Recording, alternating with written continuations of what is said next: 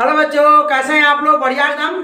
तो आज हम लेकर आए हैं क्लास 12 का इंग्लिश और आज हम लोग पढ़ रहे हैं पोएट्री सेशन 06। ठीक है, द सोल्जर। ठीक है, आज हम लोग पढ़ेंगे इसके हिंदी एक्सप्लेनेशन। ठीक है, और देखिए ये क्या है। सबसे पहले हमने जितने भी चैप्टर पढ़े हैं सबसे पहले हमने अबाउट ऑफ ऑथर के बारे में किया है। ठीक है, तो आज भी ये भी चैप्टर का हमने क्या किया है, अबाउट ऑफ ऑथर के बारे में लिखा है और इसको हम लोग बताते हैं। इससे आप लोगों को ऑब्जेक्टिव बहुत मजबूत होगी। ये पहले हिंदी एक्सप्लेनेशन आएगा, फिर इसके बाद इसका अगला वीडियो समरी का आएगा, उसके अगला वीडियो लगभग 40 से 50 क्वेश्चन ऑब्जेक्टिव का आएगा और उसके बाद हम लोग इसके क्वेश्चन करेंगे बुक से। ठीक है, कोई दिक्कत? चलिए तो हम लोग स्टार्ट करते हैं। क्या पोएट्री सेशन 06 द सोल्जर। इसके लेखक कौन है? रूपर्ट ब्रूक, जिनका जन्म कब हुआ था? 1887 में और मृत्यु 1915 में हुआ था। ठीक है, अब चलिए स्टार्ट कर रहे हैं। Rupert Brooke was born on 3 August 1887 and died on 23 April 1915 में। अरे रूपर्ट ब्रूक का जो है जन्म हुआ था वो कब हुआ था? वो 3 अगस्त को 1887 ईस्वी में और मृत्यु जो हुआ था वो 23 अप्रैल को 1915 ईस्वी में। ठीक है, वो जो थे एक सेना थे, 10 सोल्जर थे, सेना थे ना, वो नेवी थे। क्या थे? एक नेवी थे। चलिए आगे देखते हैं हम लोग। He was born in Rugby, Rugby बोलिए या रुग्बी बोलिए, रग्बी जगह बोला था वारविकशायर इंग्लैंड। एक जगह था इंग्लैंड में वारविकशायर, वहीं पे इनका जन्म हुआ था। ठीक है, ध्यान से देखिए, थोड़ा मजा आ जाएगा आज के इस लेक्चर में। ठीक है, आज जो हम क्या करेंगे, इसके बाद कविता को लाइन एकदम लिखेंगे। ठीक है, और उसके बाद उसका हिंदी एक्सप्लेनेशन करेंगे, एकदम मजा आएगा। टेंशन नहीं लीजिए। देखिए उसको अगर ये आपको आता है, इसका हिंदी अगर आप लोग करना आता है तो स्किप कीजिए, आगे बढ़िए। ठीक है, आगे आपको हिंदी एक्सप्लेनेशन का मिलने वाला है इस चैप्टर का। ठीक है, आगे देखिए इनका जन्म कहाँ हुआ था, ये सब ऑब्जेक्टिव इंपॉर्टेंट है, इसलिए सब बता रहे हैं। चलिए, he belongs to a well educated family. वो जो बिलोंग करते थे उनके परिवार में सब जो है वो सब शिक्षा दीक्षा से भरा हुआ था ना। अब देखिए, his father was house master at Rugby school. उनके पिता जो थे वो क्या थे? वो टीचर थे रग्बी स्कूल के। ठीक है, चलिए आगे देखिए ध्यान से। एक मिनट। चलिए उसके बाद देखा जाए थोड़ा ध्यान से। अगला क्या है? W beats. ये भी एक लेखक है, आपको इसमें पढ़ने को मिलेगा इनके बारे में प्रोज में। ठीक है, बढ़िया से पढ़ेंगे इनके बारे में ना। वो डिस्क्राइब किए थे, वर्णन किए थे इनके बारे में। किनके बारे में? रूपर्ट ब्रूक के बारे में। क्या कहे थे? Rupert Brooke was the handsomest. अरे भाई, हैंडसमेस्ट जो होता है सुपरलेटिव होता है, तो मोस्ट हैंडसम लिखना चाहिए था, लेकिन ओल्ड इंग्लिश है, ये है ओल्ड इंग्लिश। अभी मॉडर्न चल रहा है। ठीक है, ओल्ड इंग्लिश है, लेखक का लिखा हुआ गलती थोड़ी ना हो सकता है। चलिए आगे देखिए, ओल्ड इंग्लिश में बहुत सारा देखते हैं। यू अभी यू लिखते हैं, उस समय क्या लिखा जाता था? दी लिखा जाता था, दाई लिखा जाता था ना, दी लिखा जाता था, ये सब लिखा जाता था। क्या यही नहीं लिखा जाता था? बहुत ज्यादा आप लोग पढ़े होंगे स्वीटेस्ट लव नोटबुक में। नहीं पढ़े हैं? नहीं पढ़े हैं तो यूट्यूब पे टाइप कीजिए कोई भी चैप्टर का नाम, sweetest love notebook, song of myself, an epitaph और to autumn no, now the leaves are falling fast, और भाई एस पी यादव लगाइए, अपने आप पूरा प्लेलिस्ट आ जाएगा। चलिए हिंदी एक्सप्लेनेशन है, समरी है, सभी क्या ऑब्जेक्टिव है, मोस्ट इंपोर्टेंट ऑब्जेक्टिव क्वेश्चन है। ठीक है, गाइड पढ़ने की आवश्यकता नहीं होगी। आइए ध्यान दीजिए थोड़ा। आगे क्या है? वो डिस्क्राइब किया था most हैंडसमेस्ट young in England, young man in England. England के युवा है, मतलब मोस्ट हैंडसमेस्ट है ना इंग्लैंड के वो। चलिए कौन? Rupert Brooke. किसने किया था? डब्ल्यू बीट्स ने। ऑब्जेक्टिव में आएगा, ध्यान दीजिएगा थोड़ा।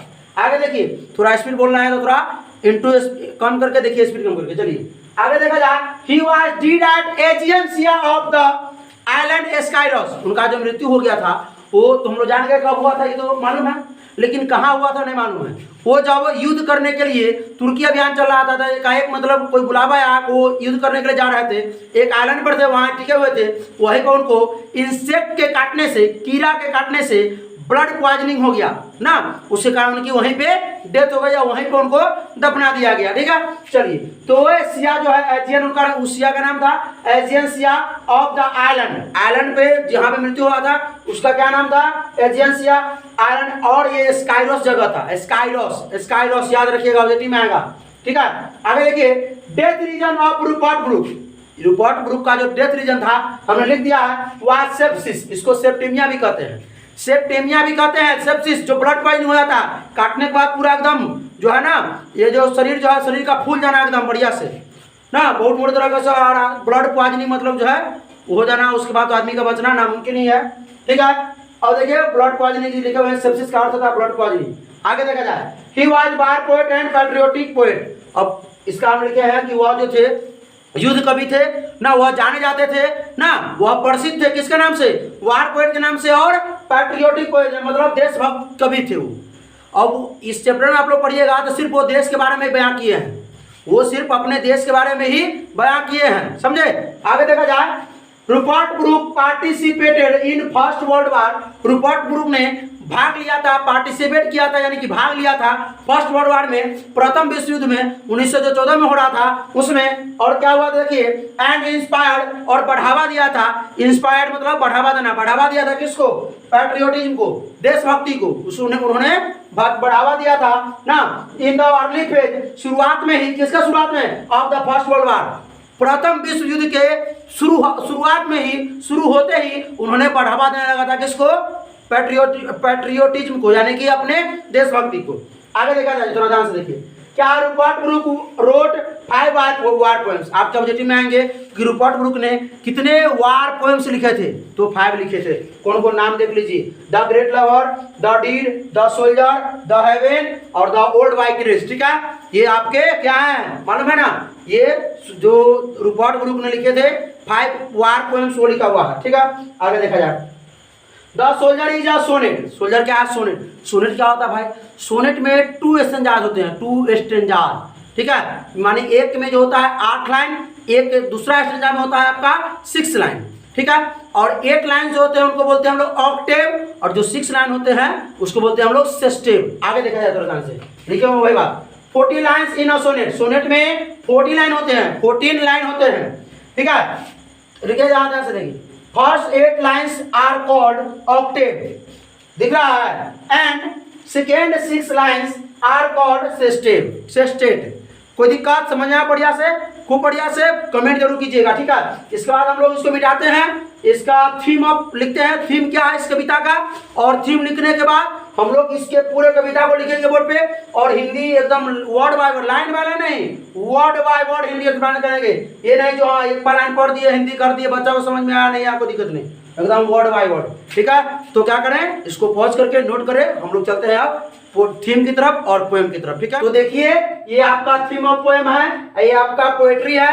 ठीक है, तो देखिए ध्यान से, क्या है theme of poem, in this poem, इस कविता में द पोएट, कवि जो है डिस्क्राइब करते हैं, वर्णन करते हैं the feeling of an English soldier.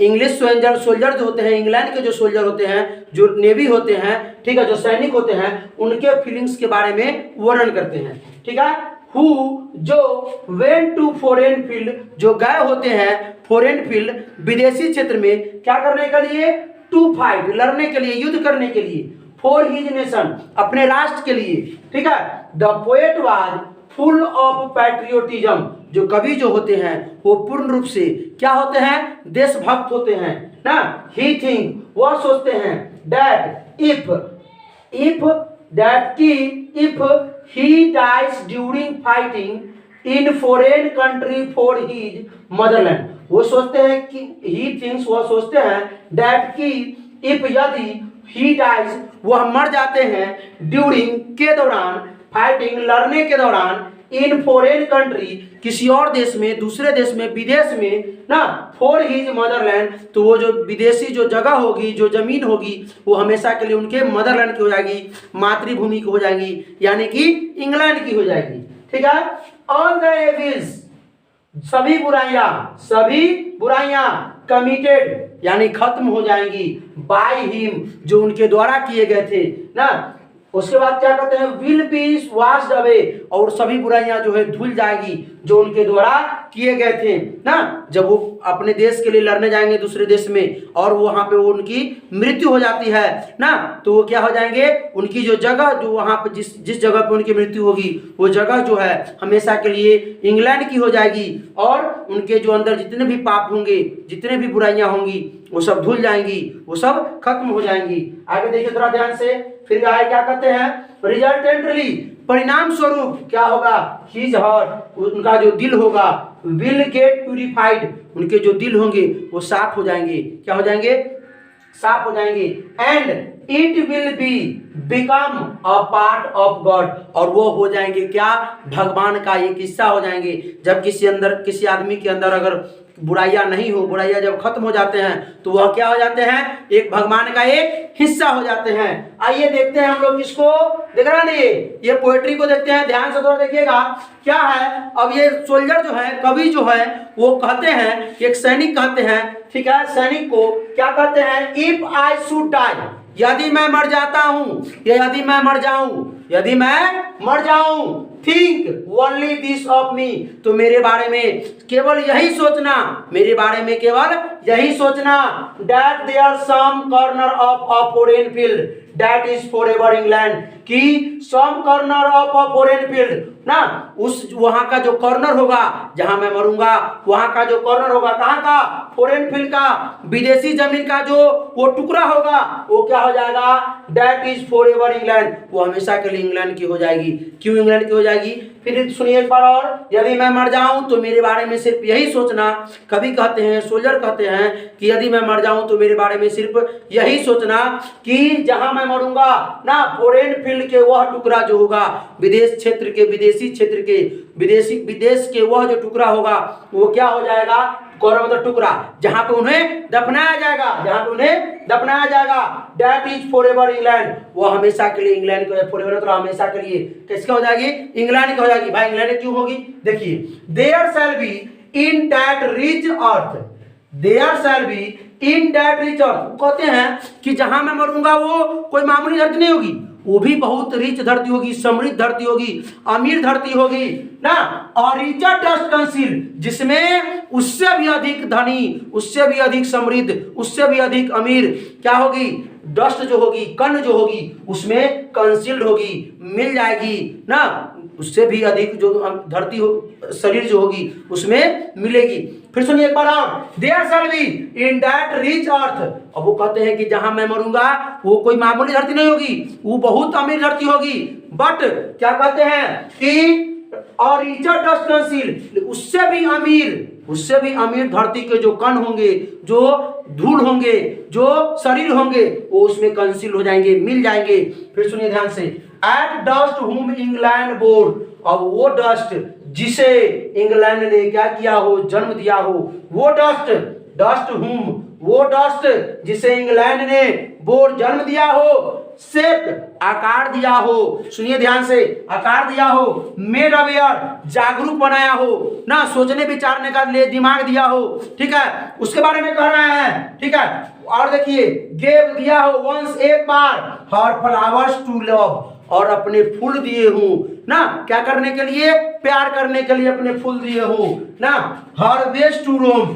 और अपने रास्ते दिए हूं, क्या करने के लिए, घूमने के लिए, रोम मतलब घूमना, रोम मतलब घूमना, हर वेज टू रोम, अपने रास्ते दिए हो, क्या करने के लिए, घूमने के लिए ना, वो जो शरीर है ना, इतना चीज से जो शरीर बना हुआ है, वो शरीर अगर कहीं पे मरता है ना, युद्ध के दौरान, ठीक है ना, उस देश के लिए युद्ध के दौरान अगर कहीं मरता है, तो वो जगह जो होगा, जितना दूर में उन्हें दफनाया जाएगा, वो जगह जो है हमेशा के लिए किसकी हो जाएगी, इंग्लैंड की हो जाएगी। ध्यान से समझिएगा, थोड़ा सुनिएगा, फिर आगे क्या कहते हैं, ध्यान से देखिए, अ बॉडी ऑफ इंग्लैंड, यह इंग्लैंड का जो शरीर है, इंग्लैंड का जो शरीर है, क्या है, इंग्लैंड का जो शरीर है, ब्रीथिंग इंग्लिश एयर, और क्या लेती है, इंग्लैंड के हवाओं में क्या लेती है, सांस लेती है, इंग्लैंड के हवाओं में क्या करती है, सांस लेती है। सुनिए, washed by the reverse, England के नदियों में धोई जाती है, धोई गई है। सुनिए, और क्या कहते हैं, blessed by the suns of home,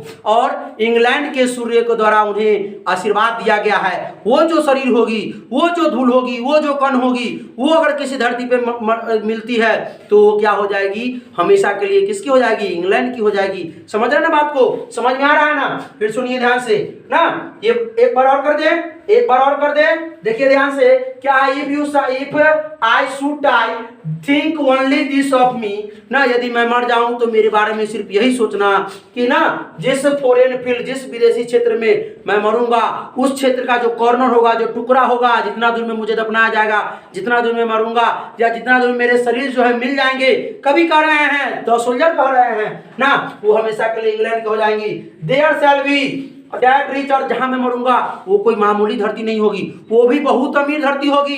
but क्या कर रहे हैं, जो उसमें जो शरीर मिलेगी, जो उसमें धूल कण मिल जाएंगे, कंसील हो जाएगी, वो उससे भी अमीर होगी। रिचर लगा हुआ है, उससे भी अमीर होगी ना। और डस्ट हुम इंग्लैंड, वो डस्ट जिसे इंग्लैंड ने क्या किया हो, जन्म दिया हो, वही डस्ट वहां मिलेगी ना उस अमीर धरती में। तब ना कह रहे हैं उससे भी अमीर होगी। अब सुनिए ध्यान से, फिर कह रहे हैं कहाँ देखिए, बोर्ड जन्म दिया हो, शेप आकार दिया हो, मेड अवेयर जागरूक किया हो, सोचने विचारने के लायक बनाया हो।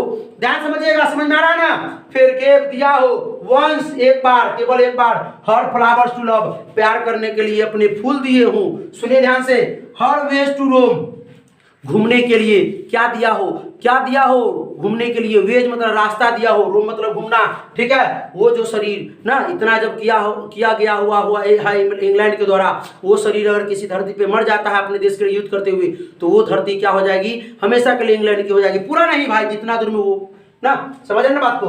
फिर कह रहे हैं a body of England, England के जो वो शरीर हैं, इंग्लैंड के जो वो शरीर है, ब्रीथिंग इंग्लिश एयर, इंग्लिश हवाओं में जो सांस ले रहे हैं, इंग्लिश हवाओं में जो सांस लिए हैं, ले ना, washed by the English reverse, England के नदियों में जो धोए गए हैं, इंग्लैंड के नदियों में जो धोए गए हैं, blessed by the suns of home, और इंग्लैंड के सूर्य को जो आशीर्वाद दिए गए हैं, वो अगर कहीं पर मरते हैं इंग्लैंड के लिए युद्ध करते हुए, तो वहां पर जितना भी जो कॉर्नर होगा, जो टुकड़ा होगा, वो हमेशा के लिए इंग्लैंड का हो जाएगा। आगे देखा जाए थोड़ा ध्यान से, अगला स्टैंजा, इसको हम लोग सेस्टेट कहते हैं, इसको हम लोग ऑक्टेव कहते हैं, ठीक है। आगे देखिए, एंड थिंक, और यह सोचना, दिस हार्ट, इस दिल से, इस दिल से यह सोचना कि ऑल एविल सेड अवे, जितनी भी बुराइयां थी, जितनी भी क्या थी, जो पाप थे, जो बुराइयां थे, वो सेड अवे, दूर हो गए, धुल गए, खत्म हो गए। फिर सुनिए, अ pulse in the internal mind, और जो पल्स जो है, जो सांस जो है, क्या हो रहे हैं, सॉरी क्या हो रहे हैं, आवागमन हो रहे हैं, क्या हो रहे हैं, मतलब आ रहे हैं, जा रहे हैं, वो ये बार बार ये बता रहे हैं, ये इंटरनल माइंड को बता रहे हैं, सूचना दे रहे हैं। क्या सूचना दे रहे हैं, देखिए तो ध्यान से, कहाँ गए, हाँ, no less gives somewhere back the thoughts by England given, England के द्वारा जो थॉट्स दिए गए हैं, जो विचार दिए गए हैं, वो इंग्लैंड के किसी भी आदमी के द्वारा नहीं भूले जाएंगे ना, वो नहीं खत्म होंगे, नो लेस खत्म नहीं होंगे। फिर कह रहे हैं हर साइट एंड साउंड्स, और जो दृश्य, जो इंग्लैंड के जो देखे गए दृश्य है, जो नजारे हैं, और सुने गए जो आवाजें हैं, सुनिए ध्यान से, ड्रीम्स, जो देखे गए सपने हैं, सुनिए, हैप्पी आज हर डे, और वो खुशी के वो दिन, खुशी के वो दिन, सुनिए, इंग्लैंड के जो देखे गए दृश्य हैं, सुने गए जो आवाजें हैं, देखे गए जो सपने हैं, और खुशी के वो दिन ना, क्या है,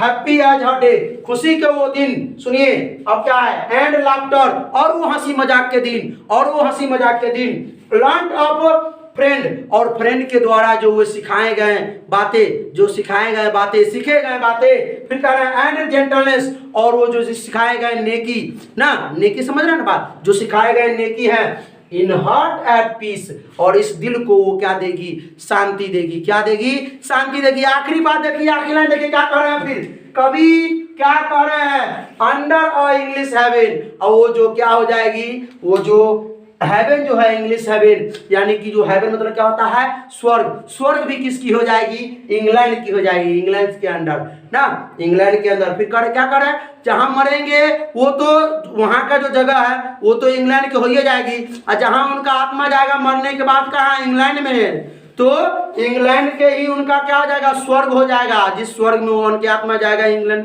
मरने के बाद, वो स्वर्ग, वो आत्मा जो है, जो स्वर्ग जो है, वो स्वर्ग भी क्या हो जाएगा, इंग्लैंड का हो जाएगा। इंग्लैंड से वो इतना प्रेम करते रहते हैं, ठीक है। समझ में आया बढ़िया से, कमेंट जरूर कीजिएगा। ये तो आपका हिंदी एक्सप्लेनेशन हुआ, ठीक है। नहीं समझ दोबारा देखिए, हमने दोबारा पढ़ाया, एक एक वर्ड को हम बोले ना कि लाइन बाय लाइन नहीं, एक लाइन पढ़ दिए इंग्लिश कर दिए ना, हिंदी कर दिए, वैसा नहीं, एकदम वर्ड बाय वर्ड सुनिए, समझे और समझिए, सीखिए, ठीक है इस चीज को। ये तो आपका हिंदी एक्सप्लेनेशन हुआ। इसके बाद आएंगे समरी एक वीडियो में, इसके बाद आएंगे ऑब्जेक्टिव क्वेश्चंस, लगभग जो 40-50 होंगे, और उसके बाद हम लोग इसके क्वेश्चन वो करेंगे, ठीक है। तब तक क्या करें, इसका रिवीजन करते रहें, पढ़ाई करते रहें। All the very best.